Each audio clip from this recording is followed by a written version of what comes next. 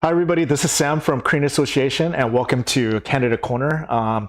This is where Korean Association, as a recipient of King County Voter Education Fund grant, we just really interview our candidates running and just to get to know who they are as a people, as well as their platform. And again, this is not an endorsement, but it's really just to, a lot of people when they vote, many times they don't really know who the candidates are. And so this is why we do this, so that we can be more educated, informed voters. And so today, we're very pleased to have Imraan Sidiqqi here with us. Hello, Imraan. Welcome. Thank you so much. Yeah. And Imraan is running for state representative for Legislative District 32. And so we'll let Imraan speak more about that and just our time here with Imraan. And we just really want to know, Imraan, for our viewers, perhaps could you just firstly just share a little about your personal background and professional and what you're doing these days?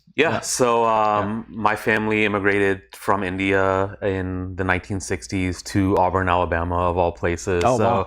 I was actually born in Auburn, Alabama, and are you Auburn Tiger? Yeah. Nice. Well, I was a fan. I actually wanted to go there for college, but we ended up moving to Georgia. I grew up in Atlanta, Georgia. So I'm from Duluth. Oh, nice. Okay, Rob. Yeah. So I would have been a Bulldog if had I stayed. Yeah. Exactly. So I went to Georgia State for a few years, and then ended up finishing my undergrad at University of Texas at Arlington. But yeah, I mean, growing up in the Deep South, that definitely informed a lot of my, just background. And I was one of the only Muslims in my school growing up. I was probably one of the only Indian descent people in my school. So I ended up de facto being called in to, speak culturally about, issues and like traditions and things like that during my time frame. And I think that was like a little bit of a preview of maybe what was coming in my lifetime. Right. Obviously, like I jumped into my family business. My brother is 12 years older than me, so he was one of the main breadwinners in the household. He was helping my parents, who were already getting older at that time. And he was in a really bad car accident. He had a traumatic brain injury and, almost died. So I had to leave college during that time frame when I was like 19 years old and jump into the family business and assist with that, to help get things back on track. His family, he had 2 small children and a wife and kids. And then, of course, my parents needed assistance as well. So I jumped in and, that sort of started my tradition of stepping up, when I was needed during my lifetime. So I grew up around the small business world. I own my own small business. I had moved to Arizona by 2005, started my own small business coffee shop as well. I have an MBA as well, so I did work in the corporate world for a while as well. So I have a well-rounded background, but my foray into the world of activism came in the post 9/11 era, where you saw a lot of like anti-Muslim sentiment coming up. And so even though I was working in corporate world and small businesses, I was compelled to speak up for my community when there was bigotry or like misinformation. And so I started writing articles here and there, and got published and was pretty successful at, some independent journalism on the side. But like by the time around like 2010, 2011 timeframe, like the hate industry almost got too big during that time. And there was a lot of hundreds of millions, if not billions of dollars being spent on anti-Muslim bigotry in the US. So I knew that I needed to step up and get involved with like an organization that was involved with that. So I joined the CARE Arizona chapter at that time, and then I started as a board member, and then it just became a labor of love. So I would do my businesses and things like that. But became the executive director around 2015, built up the chapter there. And then in 2020, I actually became the full-time executive director of CARE Washington. So I moved my family here in 2020 and have been doing that ever since. Okay, amazing. Can you just speak a little bit about CARE Washington and what their charter? Yeah, so it is a chapter of America's largest Muslim civil rights and advocacy organization. The headquarters is in Washington, D.C., but the state chapter handles all of the communities here in Washington State. And so anytime there's any type of hate crime, bias incident, discrimination in the workplace or school, then people call on us. We also represent them in the media, and we argue for better pieces of legislation, making sure that we have safer legislation for all of our minority communities. And we also provide free legal and immigration legal support as well. I see. So you're running for, so it sounds like no sort of real kind of political experience before. However, you do come from the nonprofit world, and now you're kind of jumping into this. And so talk a little bit about District 32 itself. What does that cover? Yeah, Right. And how did you kind of get into this? Yeah, so District 32 includes Shoreline, Mount Lake Terrace, Linwood. Oh, that's Cindy Rue's territory. So we're in the same district. She's endorsed my campaign, so love to have Cindy on my side, and definitely been a veteran and a mentor for what I'm doing. She's given me a lot of great tips, and it's little slivers of North Seattle, part of Edmonds as well. I live in Mount Lake Terrace. My family lives there. I have a wife and 3 sons. So older son is a sophomore in college. I have a middle son who's starting college this fall. So we're definitely impacted by the cost of living crisis and the high cost of housing. It's very difficult I'm in the nonprofit world. My wife is in the nonprofit world. So 2 nonprofit people are not by any means super wealthy. So these costs are definitely hitting our lives, and I see that hitting the lives of many Washingtonians, and there specifically in LD32. And I work on the front lines of immigrant rights work. So we're seeing our community members being picked up by ICE and put into the Tacoma detention facility. We're seeing even people, and I'm sure this exists in the Korean community as well, where there's a fear of, is ICE going to come to my door? Like I may run a small business. Are they going to come and give me problems, or are they going? I'm a green card holder or even a citizen. It's happening to everybody right now, and so there's that indiscriminately. So there's that palpable fear that exists within immigrant communities. So what I'm seeing as somebody who's on the front lines and who has fought for immigrant communities is that we really need a leader in Washington state who is going to use that state power to stand up against what the Trump administration is doing, because they are in effect breaking the law in terms of if you're here legally and you have a status, you're a citizen or whatever, you shouldn't be racially profiled or thrown into a detention facility, and it's causing a lot of fear and anxiety in our community. So I will introduce pieces of legislation that will help counteract these powers. The state actually has some powers that it can use, and that is my goal. And obviously making our district more affordable. It's definitely a district that's transforming with the light rail coming out. I'm a frequent rider of the light rail, and that's transformed our district. We also need to make sure that we're providing affordable housing, affordable healthcare, and affordable education. Okay, got it. Now I want to go back to your work at CARE. And so I feel like, for me personally, I feel very fortunate that we live in a very diverse city community. Coming from the South, I lived in Alabama too, and also in Georgia. So, that was a while back. So I really appreciate the diversity, the cultural diversity that's here. Now I can speak to the Korean American community because I'm Korean American.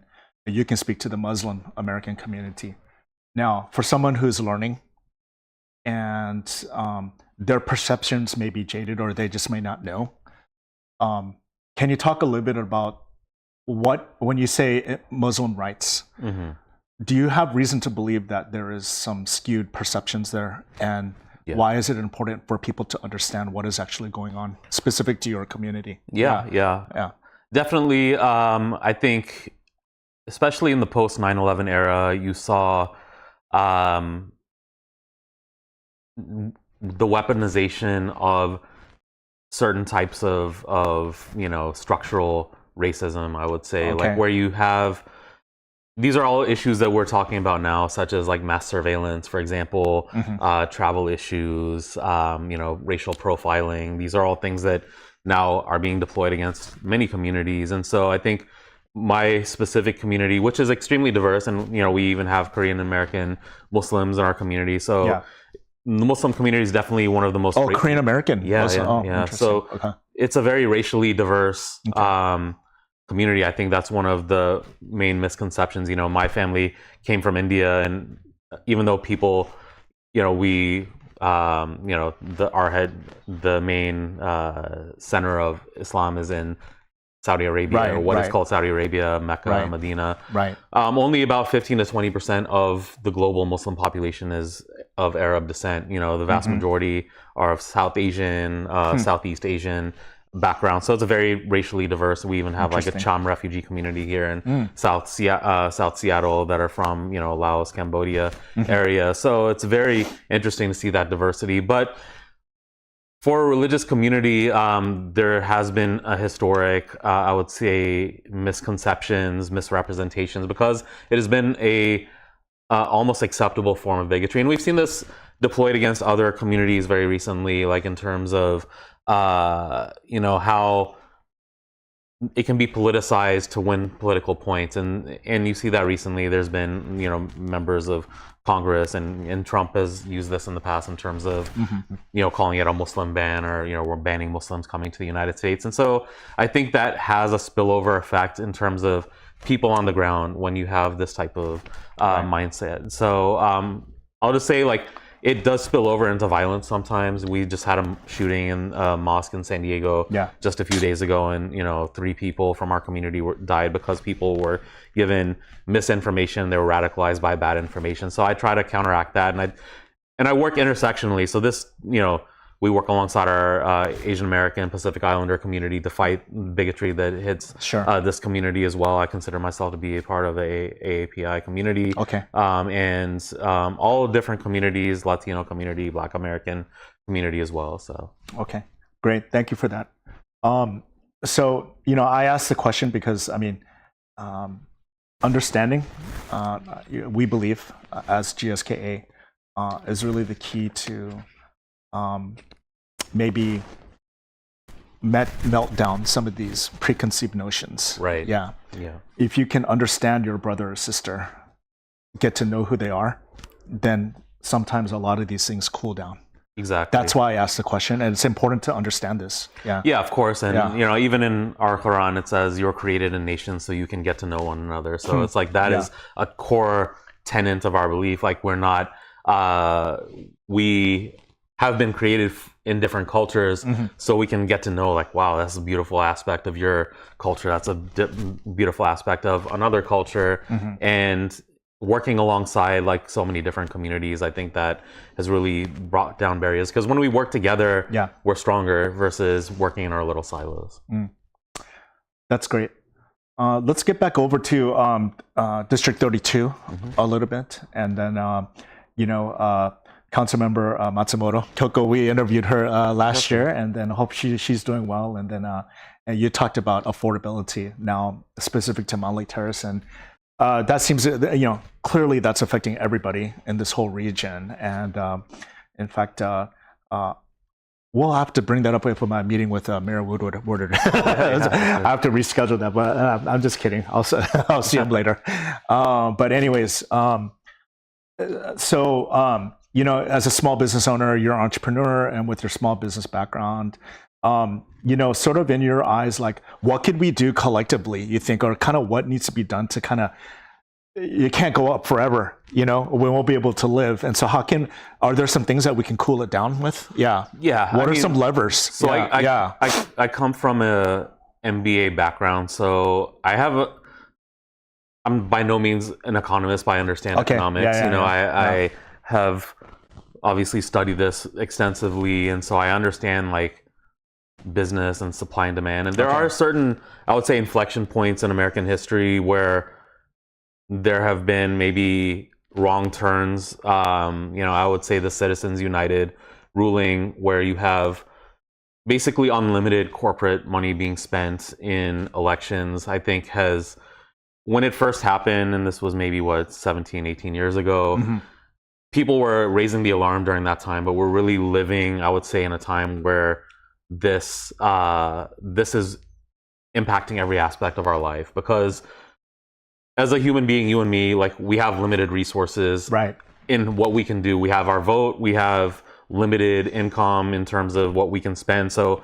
if you and me want to go and spend like $100 on a candidate that we like, that's a normal thing, or $200 or whatever the maximums are. But corporations can spend unlimited money in our democracy, and that, I think, has shaded the balance of power in our democracy away from the people. And so I think reclaiming that, I think there are things that we can do, because we live in a state, this is my family's extremely happy over here. We love living in Washington State.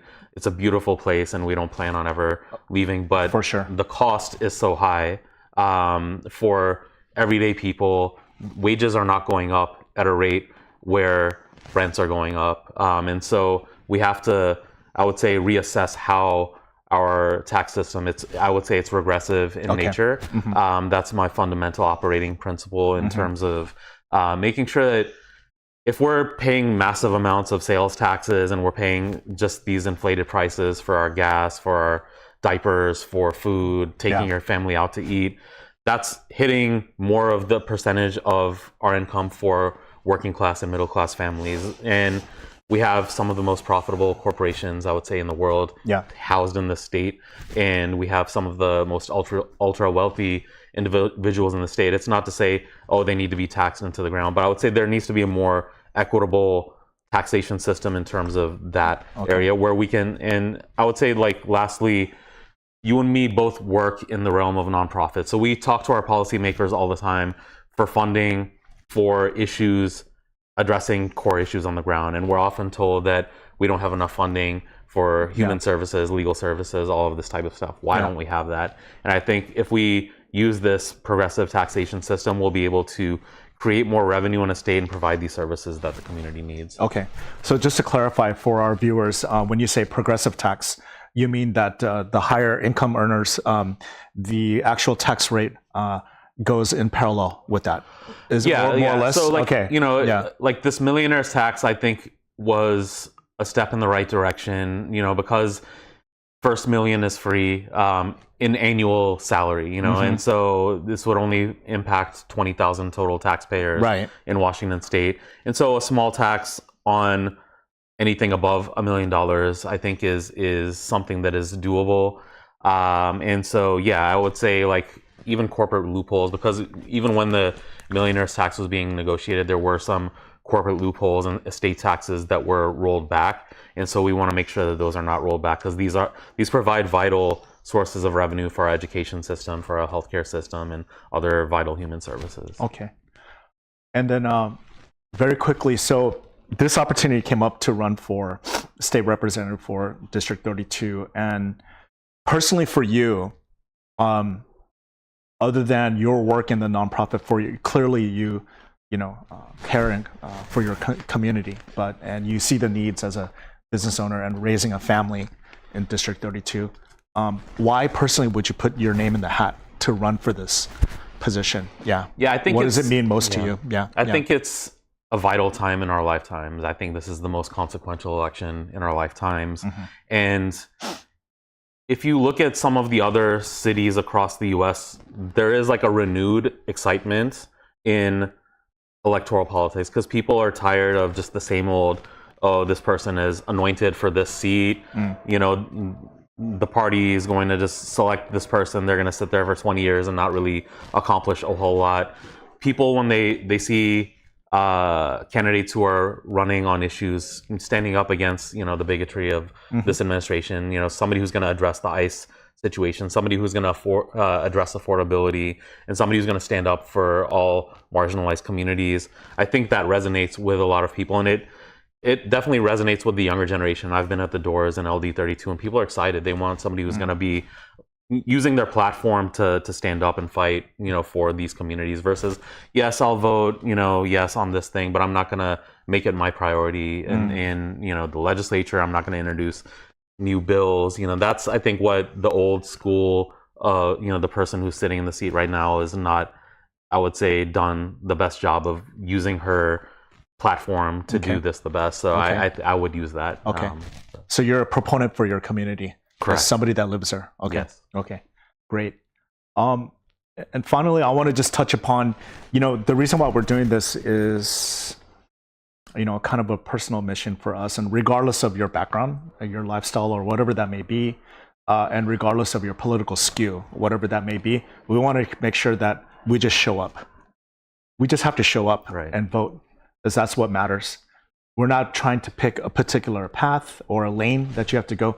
That's entirely up to you, and that's your right, as an American. And but our encouragement is that we just show up to the polls and just get to know your candidates well, and voting for the right reasons and be informed voters. Now, having said that, you just mentioned that you consider yourself AA and HPI in our community, and so collectively, what it would be your encouragement for our AA and HPI community, and also our young people, our next generation.